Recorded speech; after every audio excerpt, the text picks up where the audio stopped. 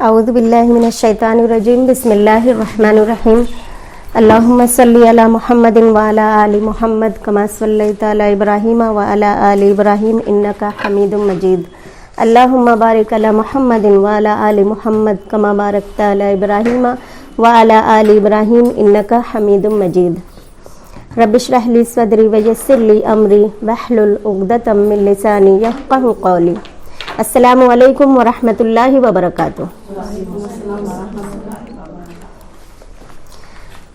تو ہم نے ہجرت کا واقعہ پچھلے ہفتے سیرت النبی میں ہم نے دیکھا تھا، وہاں سے ہم لوگ کنٹینیو کرتے ہیں کہ 14 سنِ نبوت یعنی پہلی ہجری کو آپ صلی اللہ علیہ وسلم قباء پہنچے اور غار ثور میں 3 روز آپ نے گزارا اور 3 روز کے بعد پھر قباء کے لیے نکلے۔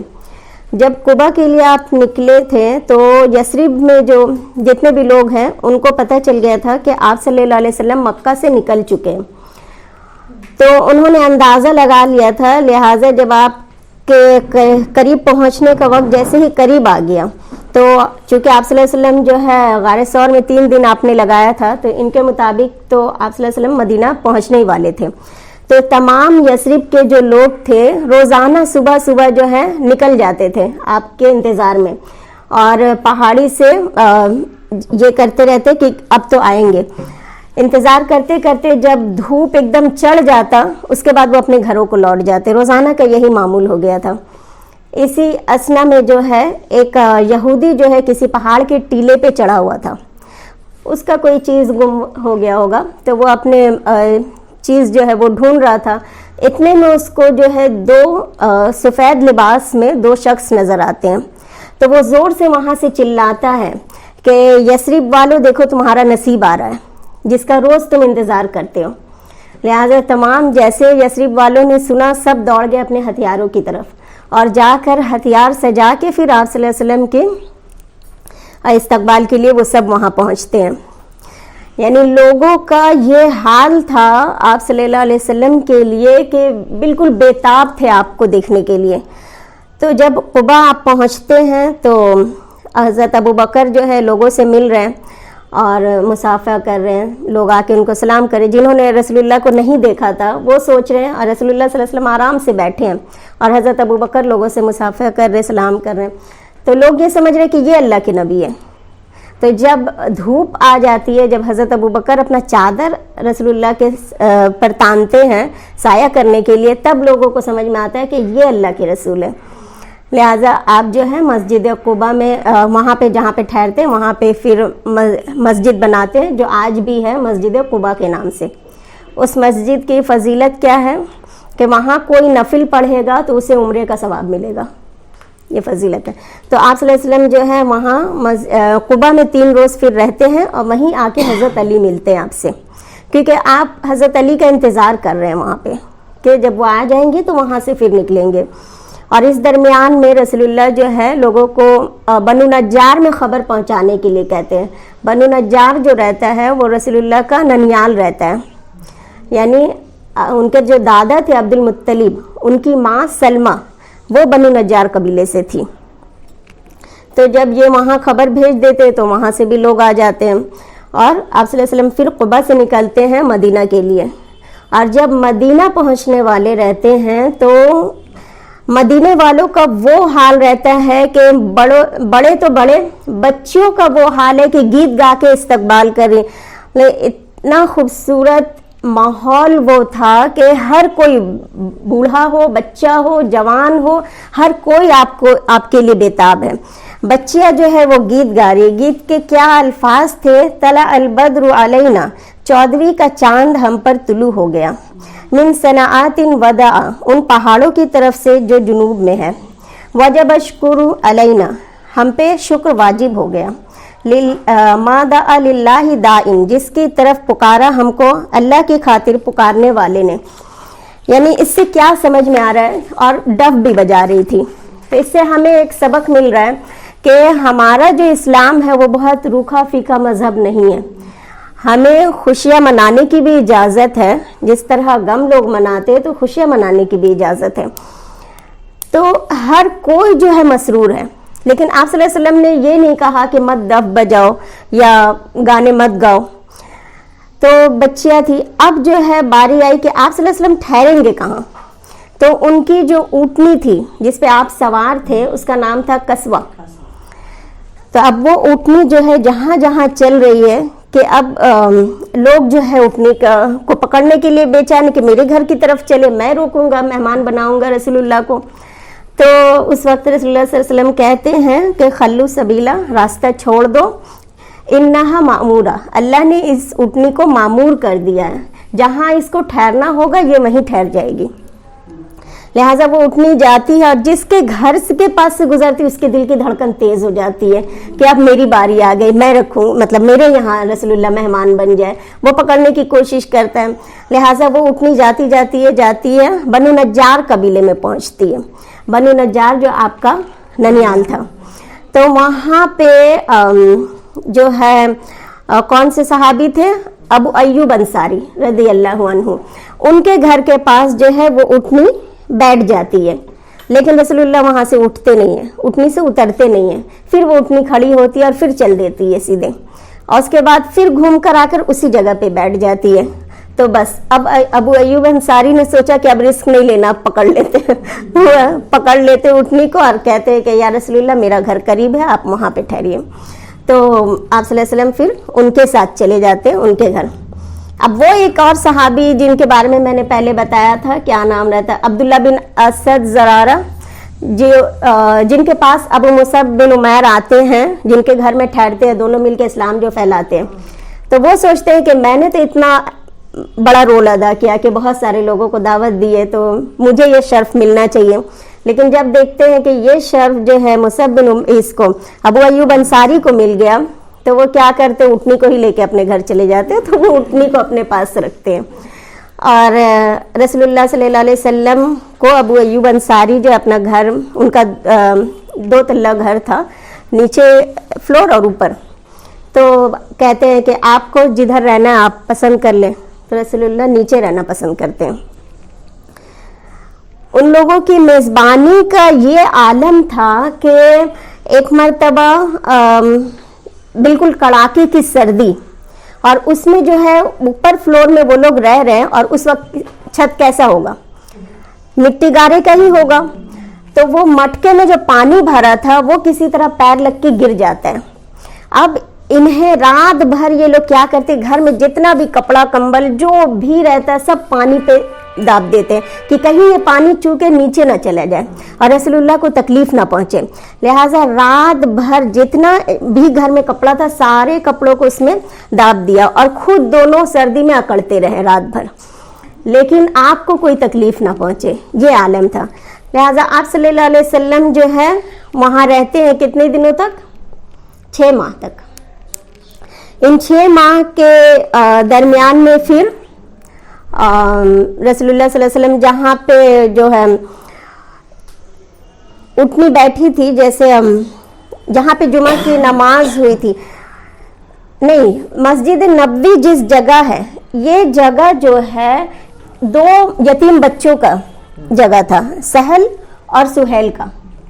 تو یہ 2 بچے جو تھے یہ اپنی جگہ ہبہ کرنا چاہ رہے تھے کہ اگر مسجد بنانے کے لیے یہ جگہ چاہیے تو ہم ہبہ کر دیتے ہیں، ہم تحفہ میں دے دیتے ہیں. تو رسول اللہ نے نہیں لیا. آپ نے کہا کہ نہیں، تم اس کی قیمت لو. لہٰذا اس جگہ میں پھر مسجد نبوی تعمیر ہوتی ہے. یہ آج جس شکل میں مسجد نبوی ہے ایسی نہیں تھی، بلکہ ہوگا کتنا 100 اسکوائر فٹ کا ہوگا، چھوٹا سا ایک کمرہ ٹائپ کا تھا.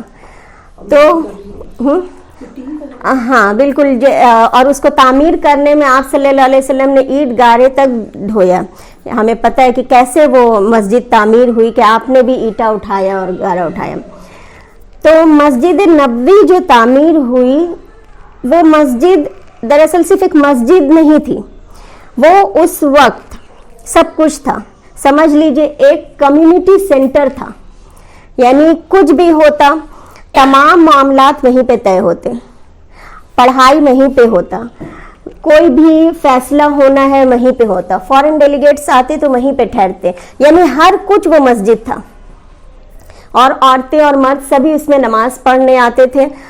مطلب آج ہماری جو مسجدیں ہیں اس کو ہم نے محدود کر دیا کیا, صرف 5 وقت نمازوں کے لیے, لیکن وہ جو مسجد تھی وہ مسجد سب کچھ, کمیونٹی سینٹر یا میٹنگ بھی جو کچھ ہوتا تھا اسی مسجد میں ہوتا تھا. تو جب وہ مسجد تعمیر ہو گئی تو اسی مسجد سے لگا کے 2-4 کمرے بھی بن گئے, جہاں آپ صلی اللہ علیہ وسلم پھر وہاں سے شفٹ ہو کے وہاں آ گئے.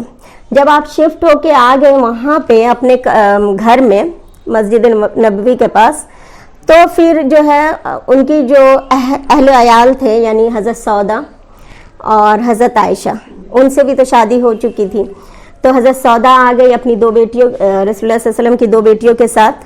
کون سی تھی وہ 2 بیٹیاں؟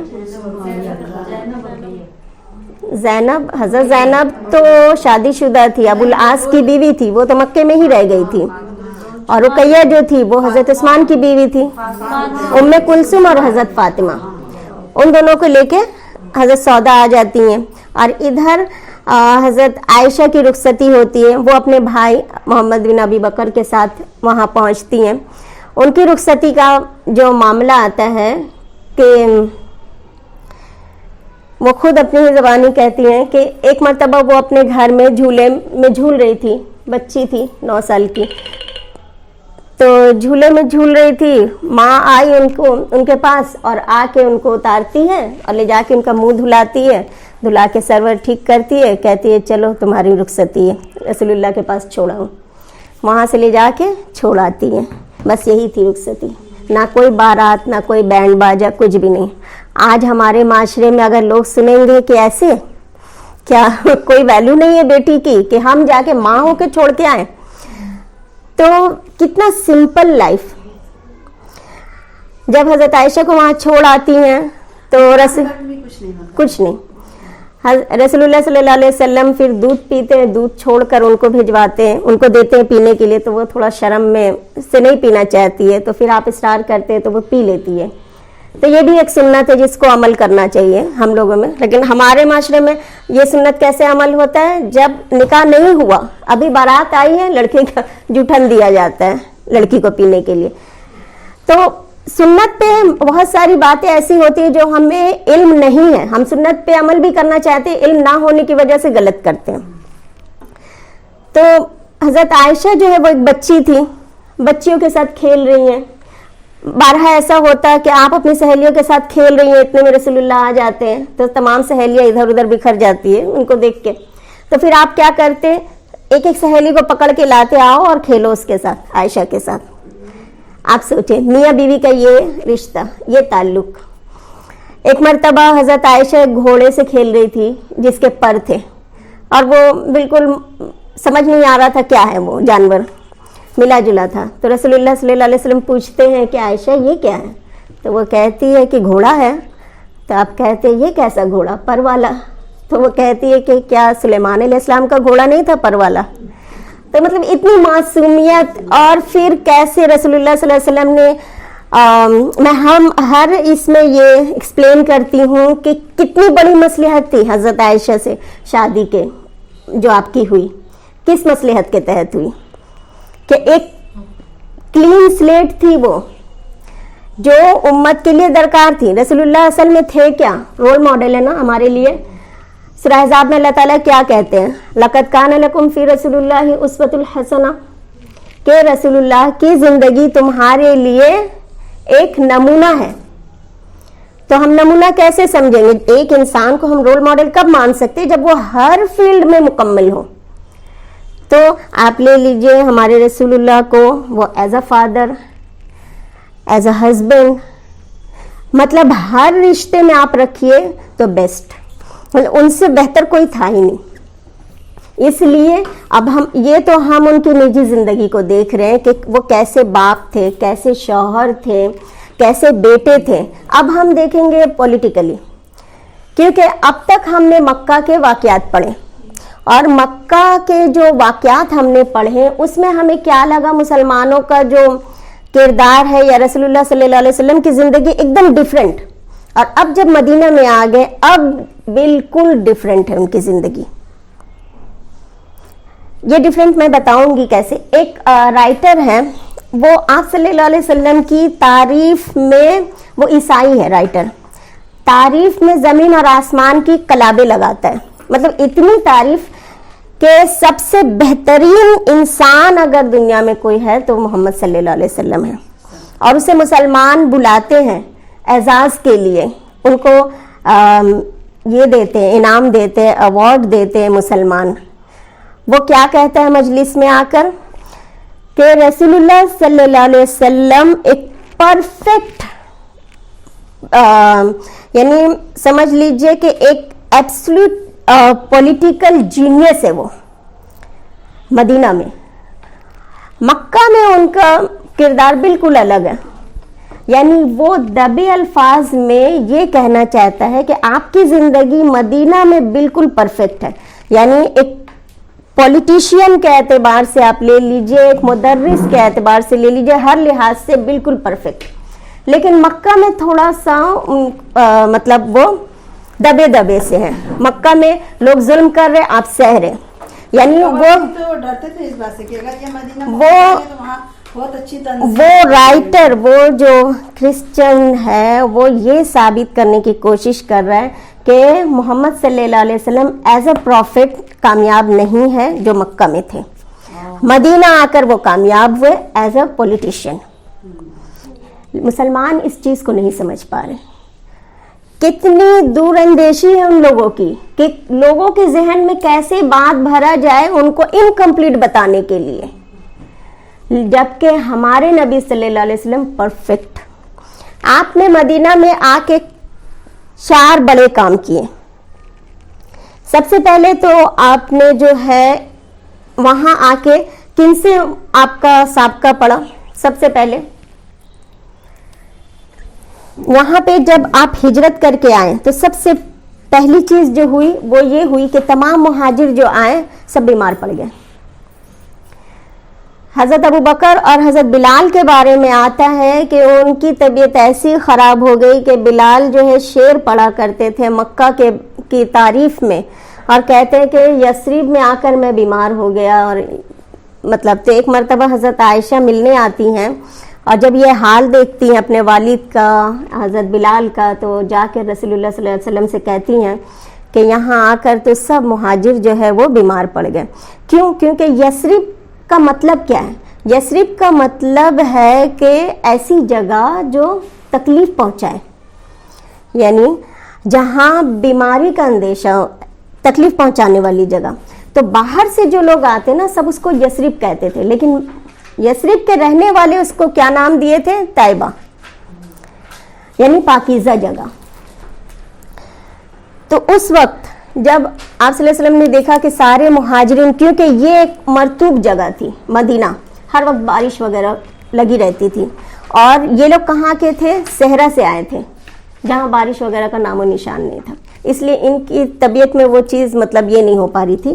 تو سارے لوگ بیمار پڑ رہے تھے. اس وقت رسول اللہ صلی اللہ علیہ وسلم نے اللہ تعالیٰ سے دعا کی کہ اللہ اس مدینے کو تو جو ہے مکے کی طرح محبوب بنا دے ہمارے لیے, اور اس کی فضا ہمارے لیے ہموار کر دے, اور اس کے پیمانے میں برکت دے, اور اسے مکے سے بھی زیادہ پسندیدہ بنا دے. لہٰذا اب جو ہے مدینہ کی آب و ہوا سب کو پتہ ہے کہ کیسی ہے وہاں. وہاں مشہور ہی ہے کہ وہاں جو ٹھنڈی ہوا کی جھونکیں چلتی ہے اور وہاں لوگ بیمار نہیں پڑتے. ایک مرتبہ کسی نے ڈاکٹر بھیج دیا, طبیب بھیج دیا تھا مدینے میں کہ وہاں مسلمانوں کا علاج کرنے کے لیے, تو وہ ڈاکٹر بیچارہ بیٹھا 6 مہینے بعد واپس چلا جاتا ہے, کہتا ہے کہ وہاں تو لوگ بیمار ہی نہیں پڑتے, تو علاج کیا کریں گے. کیونکہ اللہ کے رسول خود ہی بہت بڑے طبیب تھے, آپ خود ہی علاج بتاتے تھے لوگوں کو. تو وہاں جب یہ سب سیٹل ہو گیا, اس کے بعد سب سے بڑا مسئلہ جو آیا وہ کیا تھا؟ وہ تھا معیشت کا. کیونکہ ایٹ اے ٹائم مدینہ ایک چھوٹی سی جگہ تھی, ٹھیک ہے, اور وہاں پہ اچانک برڈن آ گیا مکہ سے. مکہ سے جو مہاجرین تھے وہاں ہجرت کر کے جو گئے، تو اب جہاں پہ 10 لوگوں کا کھانا اگر بن رہا ہے، گھر کا ہی ہم مثال لے لیں، وہاں اچانک 100 لوگ آ جائیں گے تو برڈن تو پڑ جائے گا۔ تو اللہ کے رسول نے سب سے پہلا کام جو کیا وہ کیا کیا کہ یہ جو مہاجر اور انصار تھے، سب سے پہلے تو ان کی تربیت کی آپ نے۔ تربیت کے اعتبار سے آپ دیکھیے کہ سب کا مائنڈ سیٹ الگ الگ ہوتا ہے، تو تربیت سب سے پہلے کی اور مواخات کیا۔ مواخات یعنی بردرہڈ، یعنی ایک انسان اگر 100 لوگوں کو کھانا کھلائے گا تو اس پہ برڈن پڑ جائے گا، لیکن ایک انسان کو کھانا کھلا سکتا ہے۔ تو آپ نے کیا کہ ایک صحابی کے گھر میں 45 مہاجر کو بلایا اور 45 انصار کو بلا کر دونوں کو بھائی بھائی بنا دیا، ایک انصاری ایک مہاجر بھائی بھائی، ایک انصاری ایک مہاجر بھائی بھائی، اور کیسی اخوت کا رشتہ ڈالا آپ نے کہ یہ تمہارا بھائی ہے، ہر چیز میں، یہاں تک کہ وراثت میں بھی تم اس کو حصہ دو گے۔ اب تمہارا اپنا بھائی، سگا بھائی وہ کیسے، یہ تمہارا اپنا بھائی ہے۔ اس کی بہت بڑی مثال ملتی ہے حضرت عبد الرحمن بن عوف کے بارے میں۔ ہاں، حضرت عبد الرحمن بن عوف جو ہے سعد بن ربی کے گھر میں، سعد بن ربی کے بھائی بنائے گئے۔ تو وہ کہتے ہیں کہ جب سعد بن ربی اپنے گھر لے گئے عبد الرحمن بن عوف کو، تو وہ کہتے ہیں کہ دیکھو میں مدینے کا سب سے مالدار آدمی ہوں، تو میری جتنی پراپرٹی ہے آدھی میری آدھی تمہاری، اور میری 2 بیوی ہے، تم دیکھ لو اس میں جو تم کو پسند ہو میں اس کو طلاق دے دیتا ہوں، تم اس سے شادی کر لو، کیونکہ اب تم میرے بھائی ہو۔ اور رسول اللہ کا کہا ہوا کوئی ٹال نہیں سکتا ہے۔ اور اتنی مطلب آپ دیکھیں انکساری، اور اتنا آج اپنا بھائی کوئی اتنا کرے گا، میں اپنے گھر میں تم کو کیوں حصہ دوں؟ لیکن ایسی ایسی مثالیں بھری پڑی ہے جو نہ کبھی ہوا اور نہ کبھی انشاءاللہ ہوگا، ایسی بردرہڈ آپ نے قائم کی۔ تو حضرت عبد الرحمن بن عوف کہتے ہیں کہ مجھے اللہ تعالیٰ آپ کے مال اور اہل میں برکت دے، مجھے صرف آپ بازار کا راستہ بتا دیجئے، میں خود تجارت کر لوں گا۔ لہٰذا ان کے بارے میں آتا ہے کہ وہ بالکل تنہا آئے تھے، اور جب بازار انہوں نے دکھا دیا بنو قینقاع کا، وہاں پہ جو یہودی تھے، یہودیوں کے 3 قبیلے تھے، بنو قینقاع، بنو قریظہ، بنو نذیر، تو سب سے قریب میں بنو قینقاع تھا، تو بنو قینقاع کا بازار میں ان کو لے گئے۔ تو انہوں نے کیا کیا، جو کچھ لائے ہوں گے پیسے، اس سے 1 کلو پنیر خریدا، پھر ہول سیل میں خرید کر پھر اس کو ریٹیل میں سیل کیا، پھر جو پیسے آئے پھر 2 کلو کل خریدا، ایسے کرتے کرتے کرتے ان کی پونجی بڑھتی گئی، اور پھر روایت میں آتا ہے کہ وہ جو ہے پنیر کا پھر کام کرنے لگے، اور اس کے بعد وہ اتنے بڑے تجارت کرنے، ان کے کاروبار جو اتنا بڑا ہوا کہ جب ان کا جو ہے ایسٹس جو ہے، ان کا جو مال و زر جب اونٹ میں لاد کر لایا جا رہا تھا ایک بار، تو وہ اونٹ سے زمین میں ارتعاش پیدا ہو گیا تھا، اتنا مال و زر ہو گیا تھا ان کا۔ تو وہ خود کہتے ہیں کہ میں اگر مٹی بھی اٹھاتا ہوں تو وہ سونا ہو جاتا ہے، مطلب اللہ نے ان کو اتنی برکت دی۔ اس سے ایک بات یہ سمجھ میں آتا ہے کہ یہ برکت کیوں ملی۔ اگر وہ جیسے ان کی خیرات کو، یہ خیرات وہ تو بھائی چارگی کی وجہ سے دے رہے تھے، لیکن وہاں پہ وہ لے لیتے ان سے، تو کیا ہوتا، اللہ تعالیٰ کو مانگنے والا پسند نہیں ہے۔ انہوں نے اپنی خودداری دکھائی، جس کی بنا پہ ان کو اتنی برکت ہوئی کہ ان کو سامان، ان کا جب دولت وراثت میں بٹ رہا تھا تو پھر سونا چاندی کو کاٹنے کے لیے کرات لایا گیا، مطلب اتنا ان کے بارے میں آتا ہے کہ اللہ تعالیٰ نے ان کو اتنی برکت دی۔ جب وہ مدینہ میں پھر سیٹ ہو گئے تو ایک مرتبہ اللہ کے رسول صلی اللہ علیہ وسلم جو ہے آگے آگے مسجد نبوی میں جا رہے ہیں اور وہ آپ کے پیچھے ہیں، تو جب رسول اللہ صلی اللہ علیہ وسلم کو خوشبو آتی ہے تو وہ دیکھتے ہیں تو کہتے ہیں کہ عبد الرحمن کیا بات ہے، مطلب پہلے لوگ جو خوشبو کسی خاص موقع پہ لگایا کرتے تھے، اور زردی مائل کپڑے میں زردی تھی، تو جب آپ پوچھتے ہیں تو وہ کہتے ہیں یا رسول اللہ میں نے شادی کر لی. تو اللہ کے رسول پوچھتے ہیں کہ مہر کیا دیا؟ تو وہ کہتے ہیں 1 نوات، یعنی 1 کھجور کا دانہ کے برابر سونا. اس سے کیا سبق ملتا ہے کہ شادیاں کتنی آسان تھی، اور آپ اتنے قریب تھے رسول اللہ صلی اللہ علیہ وسلم، اتنے بڑے، کیا اہمیت تھی رسول اللہ کی ان کی نظر میں، لیکن ان کو دعوت میں نہیں بلایا. تو انہوں نے غصہ بھی، آپ صلی اللہ علیہ وسلم غصہ بھی نہیں ہوئے کہ مجھے کیوں نہیں بلایا یا مجھ سے ہی نکاح کیوں نہیں پڑھوایا، بالکل نارمل. تو انہوں نے کہا کہ میں نے ایک انصاری عورت سے شادی کی ہے. ایک ایک چیز میں آپ دیکھیے کہ آج اور اس وقت میں کتنا فرق آ گیا. تو سب سے پہلا کام جو آپ نے کیا وہ جو ہے اخوت کا رشتہ قائم کیا، بردرہڈ قائم کیا انصار اور مہاجرین کے درمیان. اب جو ہے یہ لوگ مضبوط ہو گئے تمام مسلمان. اب پرابلم وہاں کیا تھی مدینہ میں؟ مدینہ میں اب ایک ایسا بھی تو نہیں تھا نا کہ سارے مدینے والے جو مسلمان ہو گئے تھے، مشرکین تو تھے اوس اور خزرج کے. تو یہ ایک بہت بڑی اٹکن تھی اسلام کے راستے میں، وہاں کے جو مشرکین تھے. تیسرا سب سے بڑی جو رکاوٹ تھی اسلام کے راستے میں وہ تھے یہود کے قبیلے، یہودی جو وہاں رہتے تھے، یعنی اوس اور خزرج. میں نے پہلے ہفتے بھی بتایا تھا کہ 5 قبیلے تھے مشرکین کے، اوس اور خزرج، اور یہودیوں کے 3 قبیلے تھے. تو یہ سارے مل جل کر رہتے تھے. تو آپ نے دوسرا جو کام کیا وہ کیا کیا؟ میثاق مدینہ کیا. میثاق مدینہ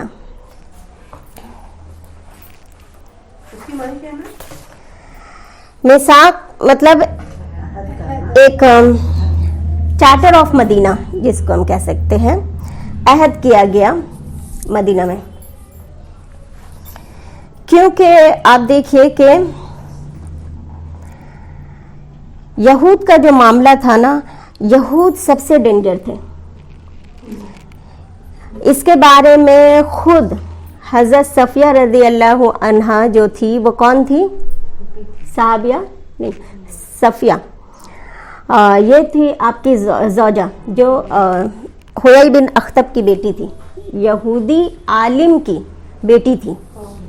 ٹھیک ہے، ان کا خود اسٹیٹمنٹ ہے، وہ کہتی ہیں کہ جب اللہ کے رسول صلی اللہ علیہ وسلم ہجرت کر کے قبا تک آئے تو یہودیوں کو جب پتہ چلا کہ کوئی نبی ہے جو اپنے آپ کو آخری رسول ہونے کا دعویٰ کر رہا ہے، اور چونکہ ان لوگ تورات میں تو پوری ڈیٹیل پڑھ چکے تھے کہ آخری نبی کون کیسے ہوں گے، تو یہ کہتی ہیں کہ میرے والد اور میرے چچا جو یہودیوں کے بہت بڑے عالم تھے، انہی کی بات پہ سارے یہودی جو ہے عمل کرتے تھے. تو جب ان کو پتہ چلتا ہے کہ ایک نبی آئے ہیں جو آخری نبی ہونے کا دعویٰ کر رہے ہیں، تو یہ لوگ سیدھے جاتے ہیں ان سے ملنے کے لیے. اور یہ کہتی ہیں کہ اپنے بھائی بہنوں میں میرے والد اور میرے چچا سب سے زیادہ مجھے چاہتے تھے. اگر سارے بھائی بہنوں کے ساتھ میں رہتی تو مجھے آ کے گود میں اٹھاتے، یعنی اتنی پیاری تھی. اور کوئی بچہ ہوتا ہے اتنا پیارا. تو وہ کہتی ہیں کہ جب ان دونوں کو پتہ چلا کہ کوئی نبی کا دعویٰ کر رہا ہے تو یہ لوگ ملنے گئے قبا تک. اور جب جا کر یہ لوگ اپنی آنکھوں سے دیکھ لیتے ہیں، اور جو کراس کویسچن رہتے ہیں وہ سب سارے کرتے ہیں، جو نشانیاں ان کے تورات میں، جب یہ ساری چیزیں دیکھ لیتے ہیں اس کے بعد وہ لوگ واپس آتے ہیں.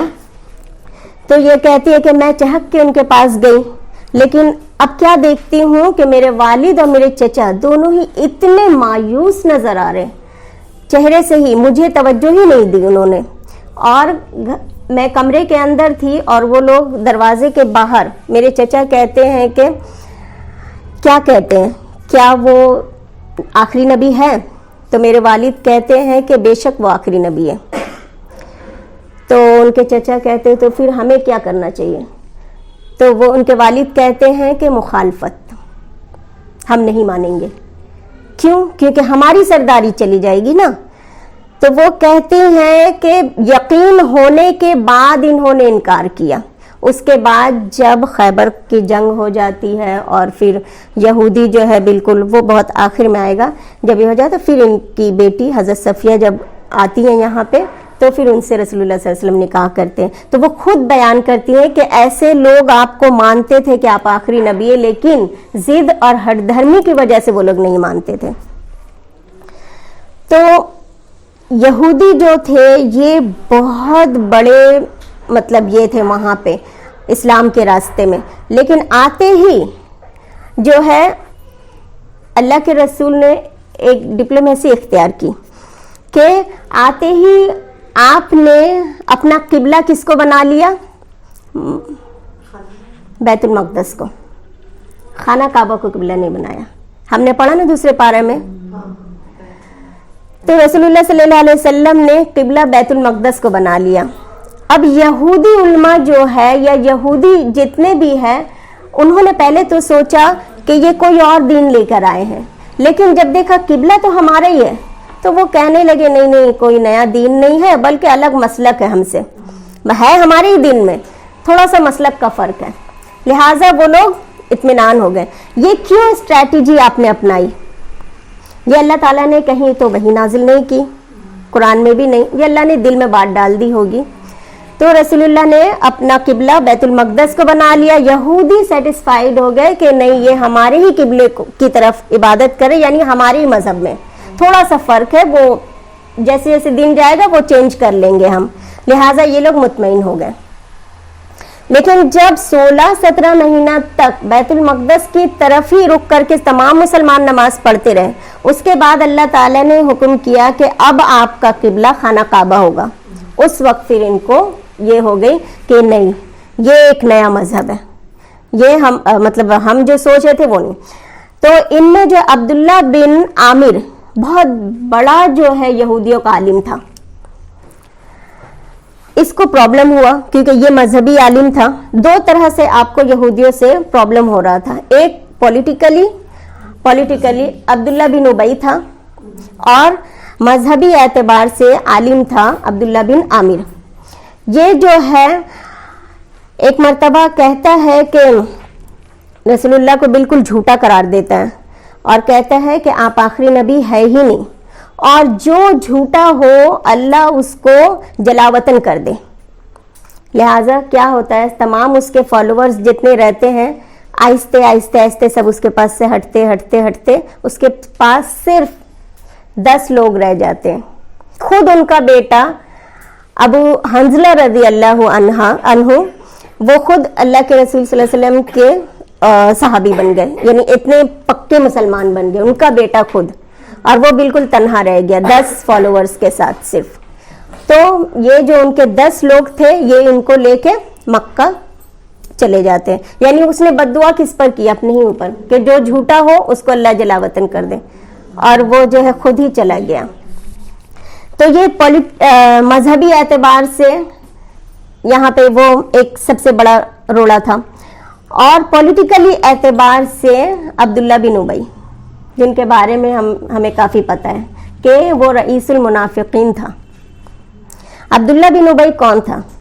ہم نے پچھلے ہفتے دیکھا تھا کہ جنگ بعاث سے پہلے اوس والے آتے ہیں مشرکین مکہ سے مدد مانگنے کے لیے، کیونکہ وہاں پہ جو جنگ بعاث ہوئی تھی اس میں جنگ میں دونوں طرف کے لوگ مارے جا رہے تھے. اب ایسا لگنے لگا کہ سارے لوگ جنگ میں ختم ہو جائیں گے اور کوئی بچے گا ہی نہیں.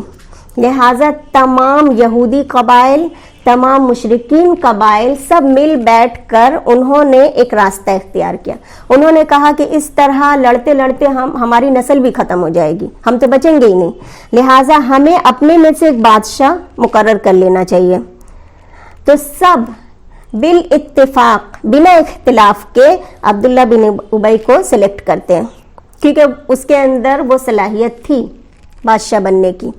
تو عبداللہ بن ابی جو رہتا ہے، اب سمجھ لیجئے اس کے لیے تاج کا آرڈر چلا جاتا ہے، اور اتنے میں ہی رسول اللہ صلی اللہ علیہ وسلم ہجرت کر کے بے تاج بادشاہ کی صورت میں آ جاتے ہیں. جب آپ آ جاتے ہیں تو یہ کیا ہوا؟ سائیڈ ہو گیا. تو اب آپ سوچئے کہ اس کے لیے تاج بننے کا آرڈر چلا گیا تو اس کو کتنی دشمنی ہوگی رسول اللہ سے. لیکن پھر بھی وہ کوئی اقدام نہیں اٹھا سکتا تھا. کیوں؟ کیونکہ اس نے دیکھا تھا کہ رسول اللہ صلی اللہ علیہ وسلم جب ہجرت کر کے آتے ہیں تو آپ کا استقبال کس پرجوش طریقے سے مدینے والوں نے کیا تھا. تو وہ سمجھ گیا تھا کہ یہاں میں اگر ان کے خلاف کوئی بھی قدم اٹھاؤں گا تو میری خیر نہیں ہے. لہٰذا روایت میں آتا ہے کہ جب آپ اپنی اونٹنی سے آ رہے تھے مدینہ میں، سب لوگ سوچ رہے تھے میرے گھر میں مہمان بنیں گے، میرے گھر میں، تو یہ اونٹنی کا مہار پکڑ کے کہتا ہے کہ یا رسول اللہ آپ میرے گھر میں چلیے، میرا گھر سب سے بہترین ہے یہاں پہ مدینہ میں. یہ بولنے کے لیے وہ مجبور ہو گیا تھا. تو عبداللہ بن ابی جو تھا دلی دشمنی رکھ رہا تھا، لیکن وہ کر نہیں پا رہا تھا. اتنے میں کیا ہوا کہ مکہ سے مشرکین مکہ ایک لیٹر بھیجتا ہے عبداللہ بن ابی کے پاس، کیونکہ وہ لوگ جانتے ہیں کہ یہی یہاں بادشاہ بننے والے تھے، لہٰذا انہی کے پاس لیٹر بھیجتے ہیں کہ ہمارے یہاں کے لوگ تمہارے پاس آ گئے، یا تو تم جنگ کر کے ان کو وہاں سے نکالو ورنہ ہم تم پہ جنگ کر دیں گے، ہم تمہیں مار ڈالیں گے. اب اس کو تو موقع مل گیا، یہ تو پہلے ہی چاہ رہا تھا کہ کسی طرح سے یہ ہو. اس نے کیا کہ اپنے تمام فالوورز کو لے کے، جتنے بھی اس کے ماننے والے تھے، سب بیٹھ کر رسول اللہ صلی اللہ علیہ وسلم سے جنگ کے لیے ساز باز کر رہا تھا. اتنے میں آپ صلی اللہ علیہ وسلم کو خبر ہو جاتی ہے. جب آپ صلی اللہ علیہ وسلم کو جیسے ہی خبر ہوتی ہے آپ وہاں چلے جاتے ہیں اور جا کر کہتے ہیں کہ مشرکین مکہ تو تم کو جتنا نقصان نہیں پہنچائیں گے، تمہارے اپنے گھر والے اس سے کہیں زیادہ تم کو نقصان پہنچائیں گے اگر تم اپنوں سے جنگ کرو گے تو. کیونکہ انصار میں جو ایمان لائے تھے وہ کون تھے؟ وہ انہی کے بھائی بیٹے تھے نا جو ایمان لے کے آئے تھے. تو اگر تم ان سے جنگ کرو گے تو اپنے باپ بھائی سے جنگ کرو گے، ان سے تو کم نقصان پہنچے گا، ان سے زیادہ تم کو نقصان پہنچے گا. اب جو کرنا سوچ سمجھ کے کرنا. تو اس کے جتنے نوجوان ساتھی تھے سب یہ بات سمجھ گئے اور اس طرح جنگ ٹل گئی. لہٰذا یہ جو میثاق کیا اللہ کے رسول صلی اللہ علیہ وسلم نے، یہ دوسرا سب سے بڑا جو عمل تھا. اس سے فائدہ کیا ہوا؟ پہلا کام آپ صلی اللہ علیہ وسلم نے کیا کیا کہ آپ نے مدینہ پہنچتے ہی اپنا قبلہ بیت المقدس کو بنا لیا. 16-17 مہینہ تک اسی جگہ وہ رہا. اس میثاق کی کیا کیا کلاؤزز تھی؟ ویسے تو اگر ہم دیکھیں تو اس میثاق جو معاہدہ ہوا تھا اس میں 50 سے زائد کلاؤزز تھی، یعنی عہد و پیمان جو ہوا تھا بہت ساری کلاؤزز تھی. لیکن اس میں جو اہم ہے اس کو ڈسکس کرنا بہت ضروری ہے تاکہ ہمیں پوری طرح اللہ کے رسول صلی اللہ علیہ وسلم کی بایوگرافی سمجھ میں آئے. یعنی یہودیوں کے ساتھ جوائنٹ ڈیفنس آف مدینہ کیا گیا. اس میں جو ہے اوس اور خزرج اور یہودی سبھی شامل تھے. ٹھیک ہے. کانسٹیٹیوشن آف مدینہ میں جو سائن کیا گیا، اس کا جو میجر پرپس تھا وہ کیا تھا؟ امن اور پیس قائم کرنا. تو یہ رسول اللہ صلی اللہ علیہ وسلم کا اسٹیپ فار پیس تھا. اگر ہم دیکھیں امن قائم کرنے کے لیے 47 کلاؤزز تھی جس میں ہر کسی کو مذہبی آزادی دی گئی تھی. ایک یہودی بھی اپنے مذہب کے اعتبار سے رہ سکتا ہے اور ایک مشرکین بھی رہ سکتا ہے، مسلمان بھی اپنے مذہب کو فالو کر سکتے ہیں. لیکن مدینے پر اگر کوئی حملہ کرے گا تو کیا کریں گے؟ یہ سب مل کر اس سے دفاع کریں گے. ٹھیک ہے، اس سے مدینے کو بچائیں گے. تو مذہبی آزادی تھی لیکن مدینے پر حملہ کی صورت پہ سب یونائٹ ہو کر ڈیفنس کریں گے. اور جو ہے اگر ان کی آپس میں کوئی معاملہ ہو جائے گا، یعنی آپس میں کوئی اختلاف ہو گیا، کوئی بات ہو گئی، تو اب جو ہے اختیار کس کو ہوگا؟ اب فیصلہ کا اختیار کس کو ہوگا؟ محمد رسول اللہ صلی اللہ علیہ وسلم کو ہوگا. یعنی آپسی جو بھی ہوگا. تو اس طرح سوورن اسٹیٹ آف کمپیریزن مسلم اینڈ جوز اینڈ انفائٹرز بن گیا تھا مدینہ. یعنی مدینہ میں تمام لوگ مل جل کر رہ رہے تھے، لیکن اللہ کے رسول صلی اللہ علیہ وسلم نے اپنے لیے 3 سب سے امپورٹنٹ پوسٹ کو چنا.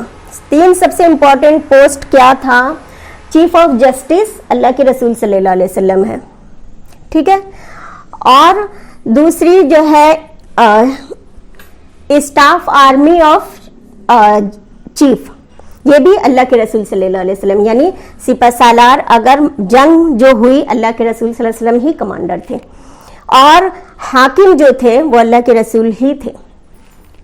تو یہ ساری یہ جو 3 چیزیں تھی، اور ہیڈ آف دا اسٹیٹ اللہ کے رسول صلی اللہ علیہ وسلم تھے. یہ 3 پوسٹ تھی، یعنی تینوں پوسٹ پہ آپ دیکھیے اللہ کے رسول ہے، یعنی کوئی انسان یہ نہیں کہہ سکتا ہے کہ ہم اس پہ کیسے عمل کریں. یہاں پہ تو اللہ کے رسول کا کوئی نمونہ ہے ہی نہیں، آپ نے ماڈل کر کے دکھایا ہی نہیں. تو اللہ تعالیٰ نے رسول اللہ صلی اللہ علیہ وسلم نے ہر رول کو بخوبی انجام دیا. یعنی آپ at a time chief justice بھی ہیں، اور آپ ہمیشہ میرٹ پہ فیصلہ کرتے تھے عدل کے ساتھ، جس کی ایک بہت بڑی مثال ہمیں ملتی ہے کہ ایک مرتبہ ایک یہودی اور ایک مسلمان کے درمیان تنازع ہو گیا، کسی چیز کو لے کے، کسی پراپرٹی کو لے کے جھگڑا ہو گیا. تو وہ یہودی اور مسلمان کس کے پاس آئے؟ رسول اللہ صلی اللہ علیہ وسلم کے پاس آئے کہ فیصلہ کے لیے. اب اس میں حق پر کون تھا؟ یہودی تھا، مسلمان غلط تھا.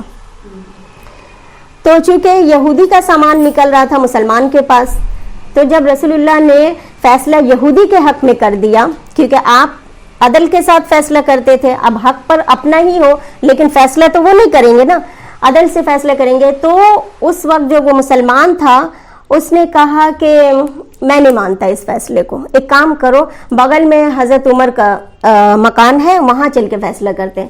اب وہ یہودی کہتا ہے کہ وہ چیف جسٹس ہے، فیصلہ تو ان سے لینا تھا. اگر ٹھیک ہے، لیکن اس کا تو مال نکل رہا تھا، اب وہ کرتا کیا؟ اس کی بات مان گیا اور وہ جاتا ہے حضرت عمر کے پاس، اپنا معاملہ پیش کرتا ہے. تو حضرت عمر سارا معاملہ سننے کے بعد وہ یہودی کے منہ سے نکل جاتا ہے کہ ہم یہ معاملہ جو ہے آپ کے رسول کے پاس بھی لے کے گئے تھے اور انہوں نے یہ فیصلہ سنایا. یہ سننا تھا حضرت عمر کو کہ اللہ کے رسول نے فیصلہ سنا دیا، اس کے بعد یہ لوگ میرے پاس آئے ہیں فیصلہ لے کر. وہ کہتے ہیں کہ 2 منٹ ٹھہرو، میں آتا ہوں. وہ اپنے کمرے میں جاتے ہیں، تلوار لے کے آتے ہیں، مسلمان کا گلا اڑا دیتے ہیں، گردن اڑا دیتے ہیں، اور خود جا کر سو جاتے ہیں آرام سے.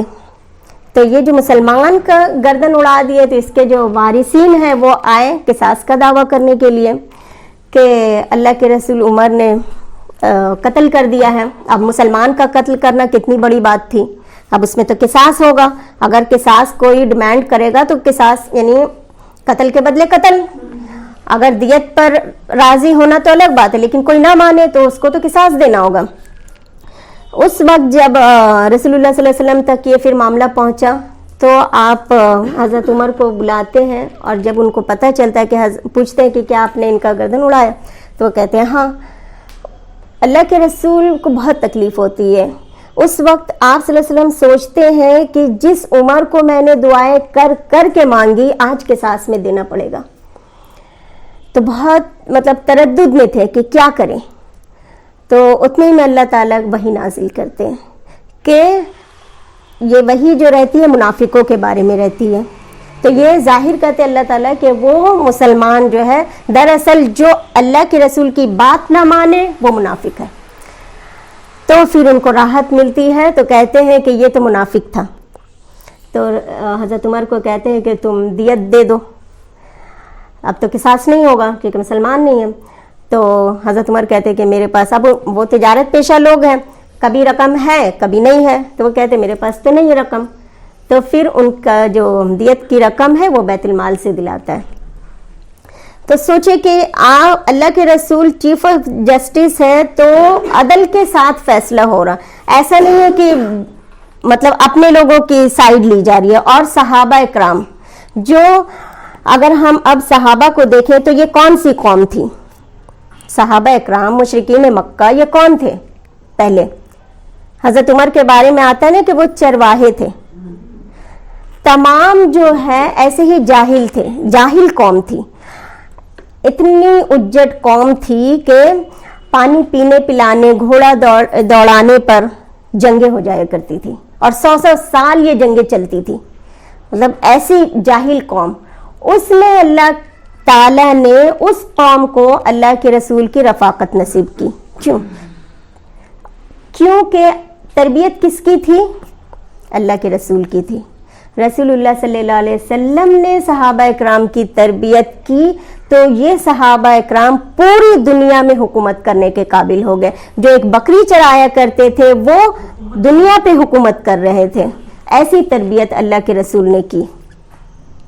اللہ کے رسول نے جو تربیت کی وہ اگر تربیت کی ہم بات کریں تو ایک ایک چیز کہ آپ کو کھانا کیسے کھانا ہے, آپ کو بیت الخلاء میں کیسے جانا ہے, آپ کو جنگ میں کیا آداب اختیار کرنا ہے, بیت الخلاء سے لے کے جنگ کے آداب تک سکھا دیے.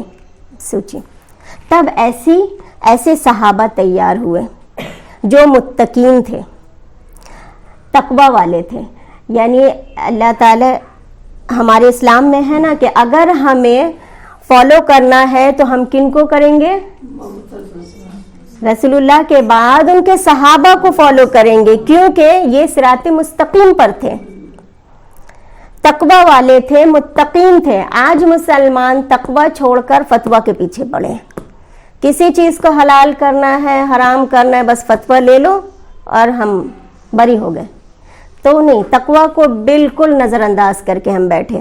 تو صحابہ اکرام کی جو کوالٹیز تھی, اگر ہمیں کہا جائے کہ ہم اپنے ہیروز کے بارے میں کہ ہم کس کے بارے میں ذکر کریں, آج کوئی بھی آپ قوم لے لیں, ایک ہیرو کے پیچھے پاگل ہے.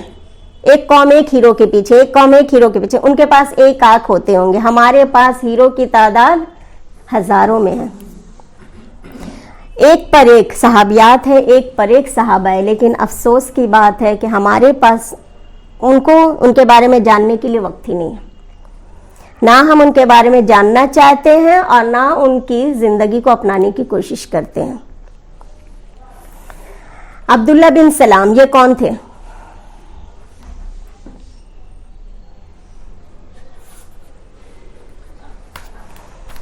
یہودی کے بہت بڑے عالم تھے. ہم نے تفسیر میں بارہا ان کے بارے میں پڑھا ہے. یہودیوں کے بہت بڑے عالم تھے.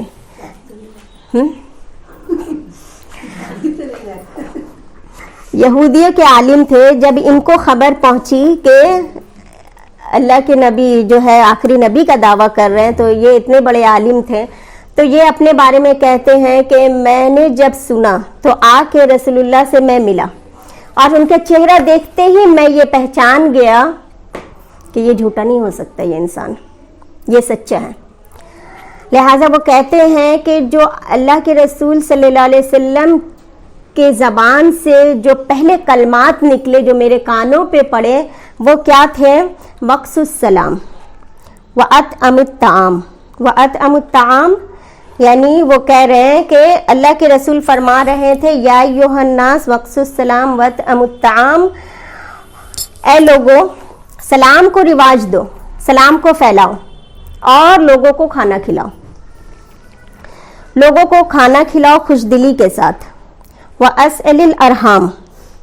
وَأَسْئِلُ الْأَرْحَامِ کا مطلب ہے کہ رحمی رشتوں کو جوڑو. وَصَلُّوا اور نماز پڑھو. کب؟ وَالنَّاسُ نِيَامٌ جب لوگ سو رہے ہوں, یعنی تہجد میں یا قیام اللیل میں یا پھر فجر کی نماز. ہوگا کیا؟ تدخل الجنت بسلام داخل ہو جاؤ گے تم جنت میں سلامتی کے ساتھ. تو اللہ تعالی ہم سب کو عمل کرنے کی توفیق عطا فرمائے. تو وہ کہتے ہیں کہ پہلی بات جو میرے کانوں پہ پڑی وہ یہ حدیث تھی. وہ سمجھ گئے کہ یہی آخری نبی ہے. اس کے بعد جو انہوں نے تورات میں پڑھا تھا جو کچھ آخری نبی کے بارے میں, تو پھر کچھ سوالات بھی کیے. بالکل وہ کہتے ہیں کہ میں اسی وقت کلمہ میں نے پڑھ لیا. اتنے بڑے عالم تھے. تب انہوں نے کہا کہ یا رسول اللہ آپ یہ سوچ رہے ہیں کہ مشرکین مکہ جو ہے بہت خوفناک ہے, بہت ڈینجر ہے, یہاں کے یہودی بھی بہت خوفناک ہے. یعنی اگر آپ کو میں ایک پریکٹیکل مثال پیش کرتا ہوں تو اللہ کے رسول کہتے ہیں کیا؟ تو وہ کہتے ہیں کہ میں بغل کمرے میں چھپ جاتا ہوں اور آپ یہودیوں کو بلائیے اور میرے بارے میں ان سے پوچھیے. تو اللہ کے رسول کچھ یہودیوں کو بلاتے ہیں اور کہتے ہیں کہ تم میں عبداللہ بن سلام کیسا ہے؟ تم کیسا پاتے ہیں عبداللہ بن سلام کو؟ تو وہ کہتے ہیں کہ عبداللہ بن سلام کتنا ہی اچھا بیٹا ہے اور اس کا باپ کتنا اچھا ہے، وہ سب سے ہم میں وہ سب سے بڑا عالم ہے اور سب سے بڑے عالم کا بیٹا ہے اور سب سے اچھا انسان ہے اور سب سے اچھے انسان کا بیٹا ہے۔ تو اللہ کے رسول کہتے ہیں کہ اگر وہ اسلام لے آئے تو وہ بار بار کئی بار کہتے ہیں وہ یہودی کہ اللہ اس کی حفاظت کرے، اللہ اس کی حفاظت کرے۔ اتنے میں عبداللہ بن سلام وہ کمرے سے باہر آ جاتے ہیں اور وہ کلمہ پڑھتے ہیں، اشہد اللہ الہ الا اللہ۔ ساتھ ساتھ وہ لوگ کہتے ہیں کہ ہم میں سب سے برا انسان یہ ہے اور سب سے برا انسان اس کا باپ ہے، یعنی ساتھ ساتھ اپنے اس کو چینج کر دیا انہوں نے۔ تو دکھایا عبداللہ بن سلام نے کہ یا رسول اللہ دیکھیے یہ کتنے ڈینجر ہیں، ساتھ ساتھ اپنے اسٹیٹمنٹ کو چینج کر دیا۔ تو اس طرح سے یہودیوں کے بارے میں بھی آپ کو پہچان کرا دی گئی کہ یہ یہودی کم نہیں ہے، لہٰذا اللہ کے رسول صلی اللہ علیہ وسلم بہت سارا وقت جو ہے سب سے پہلے مسلمانوں کو سنوارنے میں آپ نے لگایا، مسلمانوں کے اخلاق درست کرنے میں لگایا، کیونکہ مکہ میں آپ دیکھیے صحابہ اکرام کہہ رہے تھے اللہ کے رسول جنگ کی اجازت آئی، لیکن آپ کیا کہہ رہے تھے؟ نہیں، ابھی تک نہیں آئی، کیونکہ اللہ تعالیٰ مکہ میں انفرادی طور پر سب کو سنوار رہے تھے، یعنی وہ کہتے ہیں نا کہ سونا کو جلانے سے وہ نکھرتا ہے، تو انہیں جلا کر نکھار رہے تھے۔ ان کو انفرادی طور پہ نماز کی تعلیم دی جا رہی تھی، روزے کی تعلیم، تمام ارکان سکھایا جا رہا تھا۔ اب یہاں آ کر انفرادی تربیت کے ساتھ ساتھ اب ہوگی اجتماعی کام، یعنی اب جنگ اسٹارٹ ہوگی، جو ہم لوگ انشاءاللہ پچھلے ہفتے دیکھیں گے کہ اللہ کے رسول صلی اللہ علیہ وسلم نے 8 مہم بھیجی جنگ بدر سے پہلے، پھر اس کے کیا کیا کلوزز تھے وہ بھی ہم لوگ دیکھیں گے۔ یہاں پہ جو ہے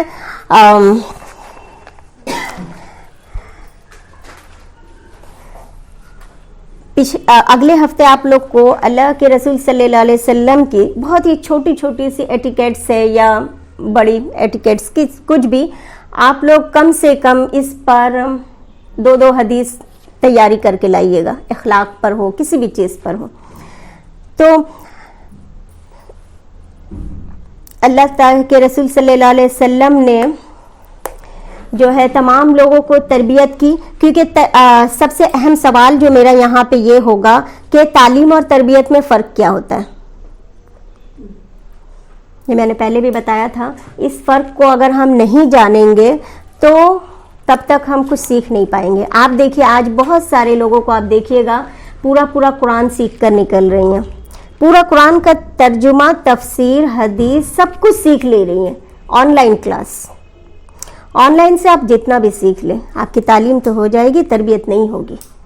یہ اللہ کا فضل ہے جو ایسی کلاسز چل رہی ہیں، 1 to 1 کلاسز، جس میں ہم جو ہے تعلیم کے ساتھ تربیت بھی سیکھیں گے۔ اور اللہ کے رسول صلی اللہ علیہ وسلم کی یہی تربیت تھی، صحابہ اکرام کو آپ تربیت کرتے تھے۔ جب آپ مسجد نبوی میں بیٹھتے تھے، تربیت کا ایک وقت ہوتا تھا، تمام صحابہ اکرام کیسے بیٹھتے تھے سننے کے لیے؟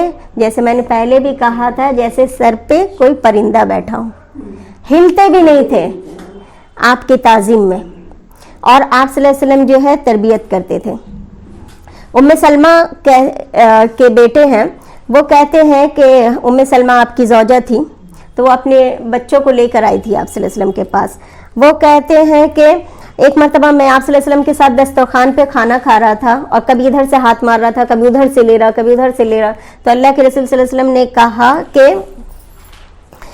اے بچے اپنے سامنے سے کھاؤ، پہلے بسم اللہ پڑھو اور اس کے بعد کھانا اپنے سامنے سے کھاؤ، یعنی کھانے کے بھی طریقے سکھائیں، ہر ایک چیز کے طریقے سکھائیں اللہ کے رسول نے، تب جو ہے یہ صحابہ ایسے بنے۔ آپ دیکھیے ہم لوگ جانتے ہیں کہ اسامہ بن زید وہ کون تھے؟ حضرت زید بن حارثہ کے بیٹے تھے، اور زید بن حارثہ جو تھے ان کو اللہ کے رسول نے گود لیا تھا، اور ان کے بیٹے تھے اسامہ بن زید۔ تو آپ کے کون ہوئے؟ منہ بولے اگر وہ بیٹے ہوئے تو یہ پوتے ہوئے نا۔ ان کی عمر کیا تھی؟ صرف 17 سال تھی اور اللہ کے رسول نے ان کو کمانڈر بنایا تھا. ان کے ماتحتی میں کون کون سے صحابہ تھے؟ حضرت ابوبکر تھے, حضرت عمر تھے, اور یہ 17 سال کے تھے جن کو سپہ سالار بنایا اللہ کے رسول نے, تربیت کی اللہ کے رسول نے. تمام جیسے حسن اور حسین ہے تو ویسے ہی ان کو بھی چاہتے تھے. عبداللہ بن عباس کون تھے؟ حضرت عباس رضی اللہ عنہ کے بیٹے تھے نا. ان کو تفسیر قرآن میں سب سے اول درجہ حاصل ہے, سب سے بڑے مفسر ہے وہ. اور اس وقت جب اللہ کے رسول صلی اللہ علیہ وسلم کی وفات ہوئی ان کی عمر صرف 12 سال تھی. حضرت عمر یہ کون تھے؟ حضرت عمر کے بیٹے عبداللہ بن عمر صرف 13 سال کے تھے. اور ان کے بارے میں آتا ہے کہ یہ شاید محدث تھے. مطلب اتنی کم عمروں میں ان بچوں کا حال دیکھیے. جب ہمارے یہاں 13-14 سال میں بچے صحیح سے کسی سے بات نہیں کر سکتے اور وہ پورے جنگ کو سنبھال رہے 14 سال 17 سال کی عمر میں. تو یہ سب تربیت کس کی تھی؟ اللہ کے رسول صلی اللہ علیہ وسلم کی تھی. تو ہم لوگ جو ہے دین کو اللہ کے رسول نے کبھی مشکل بنا کے پیش نہیں کیا کسی کے سامنے. دین کو آسان بنایا. آپ نے کیا فرمایا؟ بشروا ولا تنفر, یسروا ولا تعسر. یعنی لوگوں کو خوشخبری سناؤ, جو کوئی اسلام میں آئے اس کو خوشخبری سناؤ کہ اسلام بہت آسان ہے. اس کو بدزن مت کرو, ولا تنفر, اس کو بدزن ہرگز مت کرو. اور دین اس کے سامنے آسانی کے ساتھ پیش کرو, مشکل مت بناؤ. لیکن آج ہمارے جو فرقے, ہمارے جو مسلک ہے, اس میں دین کو مشکل سے مشکل ترین بنایا جا رہا ہے. ہمارے مذہب میں صرف 2 ہی تہوار ہیں. جب آپ مدینہ آئے تو لوگوں سے آپ نے پوچھا کہ تمہارے یہاں کے تہوار کیا ہیں؟ تو انہوں نے کہا فلاں فلاں فلاں. تو آپ نے کہا کہ میں تمہیں جو تہوار دیتا ہوں وہ سب سے بہترین تہوار ہوگا, وہ ہے 2 عیدیں. بس اسلام میں بس 2 عید ہے. اور ہمارے معاشرے میں عورتیں کام کر کے پریشان رہتی ہیں. ٹھیک ہے, نیکسٹ ویک انشاءاللہ ہم لوگ پھر اس کو کنٹینیو کریں گے. سبحان اللہ و بحمدہ, سبحانک اللہم و بحمدک, نشہد ان لا الہ الا انت, نستغفرک و نتوب الیک. والسلام علیکم ورحمۃ اللہ وبرکاتہ.